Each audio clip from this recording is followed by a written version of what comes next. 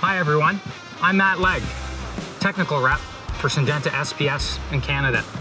I'm at a golf course here just north of the GTA, outside of Toronto, and I think I found some insects to look at. Come on with me, we're gonna go take a look at annual bluegrass weevil.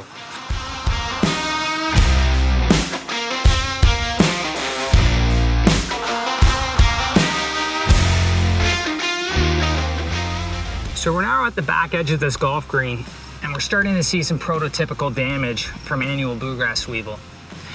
A little bit of context, it's late June, and behind us, behind the camera, is a hillside that you cannot see. Total fescue, some woodlot, a perfect environment for adult annual bluegrass weevil to overwinter.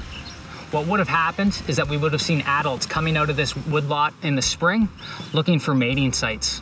They would have mated here on the edge of the collar, laid their eggs inside the stem of the plant, and now we're seeing larval damage due to feeding activity. So there's a multitude of factors in late June that could be adding to why Poa annua is under stress and maybe declining. We believe that this is annual bluegrass weevil, but to be sure, we need to make sure that we're out scouting for it. What I'm gonna do next is take a sample out of the turf to look for larval stages of this insect pest. Hopefully we'll be able to see some larvae feeding on the stems and the leaf blades of the plant. That will be able for us to definitively say that this is annual bluegrass weevil pressure. So as we dig into a sample of turf from the damaged area, what we're really trying to find is the larval stages of this annual bluegrass weevil pest. Annual bluegrass weevil have 5 larval stages and are easily identified by a brown head capsule, an overall creamy color, and they can be about the size of a grain of rice at maturity. When we dig into this sample, we can easily see that annual bluegrass weevil is present here. They're outside the stem and the sheath, starting to feed on the turfgrass plant, causing damage. Another great tool for sampling is the use of a 4-inch cup cutter.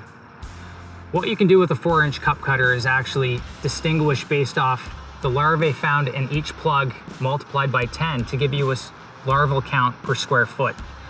What I'm gonna do here is just take a plug out of our damaged area on the collar, and we're gonna do a salt bath. What a salt bath does is creates a saline solution where hopefully we can get some larvae to come out of the stems or out of the profile and come to the surface where they'll float. This will allow us to then count and distinguish how bad our threshold has been met.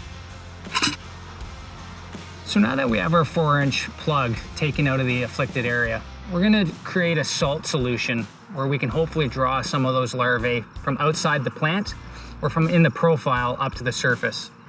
As I said before, this will allow us to count the quantity of larvae we had, and with an easy calculation of a factor of 10, we can figure out how many we have per square foot. This will allow us to see if we've met our thresholds and whether or not we have to put down a curative larvicide to stop this active pest. What I'm gonna do here with the sample is cut off as much soil as I possibly can. Annual bluegrass weevil larvae are feeding on the stems and the crown of the plant, so we don't really need the roots or the soil whatsoever. Sometimes what we'll also do is use some scissors to cut off some of the foliage, because we can find that seed heads of Poa annua look very similar to the larvae of annual bluegrass weevil and can make counting difficult. Once I've taken off the soil and some of the foliage, then what I usually do is quarter the sample so that I can easily put it into the salt solution. My salt solution is made up of 1 pound of sodium chloride per gallon of water. I generally put this into a mason jar and then I submerge the solution. After a period of time, the larvae should come to the surface where we can do some counts. So it's been about 15 minutes since we did our salt bath, and now we can see the fruits of our labor. What I have here is a mason jar with the salt solution that we submerged our samples in. What we're gonna do next is open things up and see what we found. We'll conduct our counts and we'll be able to see if our thresholds were met.